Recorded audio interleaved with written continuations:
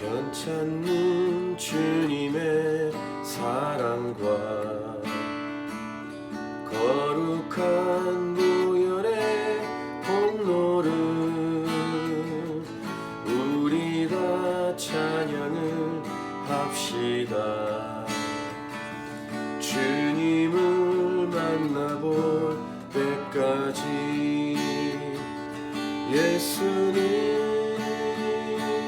우리를 깨끗게 하시는 주시니 그의 피 우리를 눈보다 더 이게 하셨네. 우리를 깨끗게 한 피를 무궁한 생명의 뿌릴새 생명의 구원을 받은 자 하나님 찬양을 합시다. 예수는 우리를 깨끗게 하시는 주시니 그의 피 우리를 눈보다 더 이게 하셨네. 주님의 거룩한 보혈을 날마다 입으로 간증해 담대히 싸우며 나가세. 천국에 들어갈 때까지 예수는 우리를 깨끗게 하시는 주시니 그의 피 우리를 눈보다 더 이게 하셨네. 십자가 단단히 붙잡고 날마다 이기며 나가세. 머리에 면류관 쓰고서 주 앞에 찬양할 때까지 예수는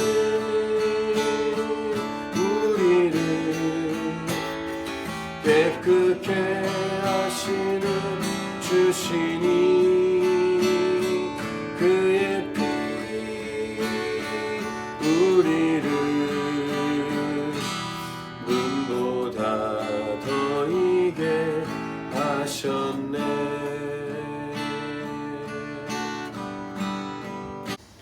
어디 레위기 17장 앞부분에서는 이 동물을 도살 죽일 때 정당하게 죽이는 것은 성막 앞에서 하나님 앞에서 죽일 수 있다라고 말씀하셨고, 그 죽인 동물을 먼저 제물로 하나님께 드려야 된다. 곧 이것이 이제 예배 메시지로 우리의 삶에 예배로 하나님께 드리는 그런 예배의 우선순위에 대한 말씀을 우리가 들었습니다. 오늘은 이어서 피에 관한 말씀입니다. 피를 어떻게 다루어야 하고 처리해야 하는가. 동물을 죽인다는 것은 이제 피가 흘러나온다는 것이죠. 간단히 결론을 말씀드리면 피는 생명이다. 그래서 피는 하나님께 드려야 한다 라는 메시지고, 또 그 피는 인간의 죄를 대신하는 도구로만 사용해야 함을 말씀하시는 내용이 오늘 본문 내용입니다. 10절과 11절인데요. 이스라엘 집 사람이나 그들 중에 거류하는 거류민 중에 무슨 피든지 먹는 자가 있으면 내가 그 피를 먹는 그 사람에게는 내 얼굴을 대하여 그를 백성 중에서 끊으리니, 이렇게 말씀하십니다. 내 얼굴을 대한다라는 의미는 하나님의 어떤 심판, 분노 이런 내용입니다. 자, 11절을 같이 읽겠습니다. 육체의 생명은 피에 있음이라 내가 이 피를 너희에게 주어 제단에 뿌려 너희의 생명을 위하여 속죄하게 하였나니 생명이 피에 있으므로 피가 죄를 속하느니라. 라고 말씀하십니다. 이 말씀을 다시 한번 정리하면 네 가지로 정리할 수 있습니다. 육체의 생명은 피에 있다. 하나님은 이 피를 우리에게 주셨다. 이 피를 제단에 뿌려서 우리의 생명을 위해 속죄하라. 네 번째, 생명이 피에 있기 때문에 피가 죄를 속한다. 이렇게 네 가지로 하나님 말씀하셨습니다. 이렇게 정리한 내용을 통해서 하나님께서 우리에게 주시는 메시지는 무엇인가? 네 가지로 다시 정리하면 첫 번째 메시지 이것입니다. 인간은 모두 죄인이다. 이게 첫 번째 메시지입니다. 죄를 속해야 되는 피, 그러니까 죄를 속해야 된다. 피로 죄를 속해라. 이런 말씀을 주시는 것은 기본 전제가 인간은 모두 죄인이고 그 죄를 해결해야 된다는 말씀이죠. 두 번째, 죄의 대가는 생명입니다. 죄로 인해서 다 죽어야 합니다. 로마서 6장 23절, 죄의 삭은 사망이요 라고 말씀하고 있습니다. 이 죄를 지은 인간은 그 죄에 대한 값을 치루어야 한다는 것입니다. 근데 죄에 대한 값을 치르는 유일한 방법은 생명으로 치루어야 합니다. 세 번째 메시지입니다. 죄로 인해 죽는 죽음을 면할 수 있는 길은 바로 생명인데 대신할 수 있는 생명은 바로 피라는 것입니다. 네 번째, 그래서 모든 인간들을 위해서 궁극적으로는 궁극적인 메시지죠. 예수님께서 십자가에서 피를 쏟고 죽으신 것입니다. 이런 네 가지 메시지, 복음 메시지를 우리가 오늘 본문에서 들을 수 있습니다. 그렇기 때문에 하나님은 우리에게 피를 먹지 말라고 하시는 겁니다. 12절, 그러므로 내가 이스라엘 자손에게 말하기를 너희 중에 아무도 피를 먹지 말며 너희 중에 거류하는 거류민이라도 피를 먹지 말라 하였나니. 이렇게 두 번씩 반복하면서 이스라엘 백성뿐만 아니라 이스라엘 백성 안에 거류하는 이런 손님들, 참석했던 사람들, 이러한 모든 사람들, 어떻든 이스라엘 자손 안에 있는 모든 사람들은 피를 먹지 말아야 된다 라는 말씀을 주셨고, 그 피, 동물의 피를 처리하는 방법도 말씀하시는데 13절은 제사로 드리는 동물 말고도 사냥해서 잡아먹을 동물의 피도 이렇게 하라고 말합니다. 모든 이스라엘 자손이나 그들 중에 거류하는 거류민이 먹을 만한 짐승이나 새를 사냥하여 잡거든 그것의 피를 흘리고 흙으로 덮을지니라. 그러니까 피를 마시지 말라, 먹지 말라라는 말씀과 함께 사냥한 고기, 잡는 고기도 피를 흘리고 그 흘린 피를 흙으로 덮어야 된다. 이런 말씀을 주십니다. 자, 피는 생명이다. 그러니 먹지 말라. 이런 말씀을 계속 이어서 주시는데 14절, 모든 생물은 그 피가 생명과 일체라. 그러므로 내가 이스라엘 자손에게 이르기를 너희는 어떤 육체의 피든지 먹지 말라 하였나니 모든 육체의 생명은 그것의 피인즉 그 피를 먹는 모든 자는 끊어지리라. 계속 반복해서 말씀하시죠. 피와 생명, 피는 생명이다. 그다음 피는 먹지 마라. 이런 말씀을 계속 반복해서 주십니다.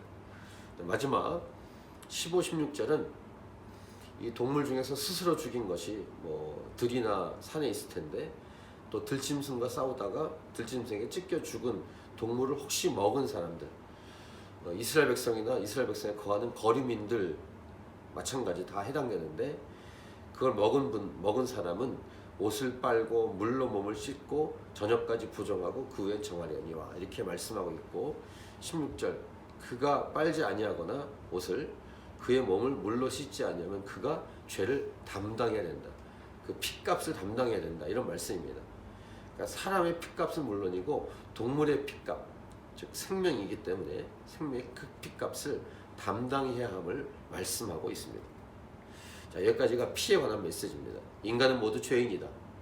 죄의 대가는 생명이다. 죄로 인해 다 죽어야 한다는 것. 세 번째, 죄로 인해 죽는 죽음을 면할 수 있는 길은 오직 생명인데 바로 피로 대신해야 한다는 것입니다. 그래서 우리 모든 인간을 위해서 예수님께서 십자가에서 피를 쏟고 죽으셨다라는 메시지를 우리는 오늘 본문에서 들을 수 있습니다. 간단히 이걸 더 정리하면 피에 생명이 있고 그 피로 인간의 죄를 속할 수 있다는 것이고, 그렇기 때문에 피를 먹지 말아야 한다라는 내용이었습니다. 여기서 이제 우리가 마지막으로 또 생각해봐야 될 부분이 있습니다. 우리가 지금 먹는 음식들 중에서 피가 있는 음식을 어떻게 해야 될까? 물론 여러분들이 음식을 하실 때 갈비찜 같은 거 하실 때 이 소고기를 피를 좀 빼고 아마 하실 텐데, 그래도 스테이크를 먹을 때 다 익혀서 먹는 분들도 계시지만 중간쯤 익히거나 좀 많이 안 익히고 드시는 분들, 또 우리 한국 같은 경우는 선지국이나 선지를 먹죠. 또 육회 같은 경우도 있습니다. 이런 음식을 어떻게 해야 될까 좀 고민할 텐데, 결론은 뭐냐면 지금은 먹어도 됩니다. 아무 문제가 없습니다. 이것은 예수 그리스도를 통해서 죄를 해결한 사람들은 예수님 안에서 이런 부분이 자유롭습니다. 근데 이제 질문이 나올 수 있는 게, 우리가 사도행전 말씀을 묵상할 때 사도행전 15장에서 이방인들에게 복음을 증거해도 된다라는 결정할 때 네 가지 조건을 달지 않습니까?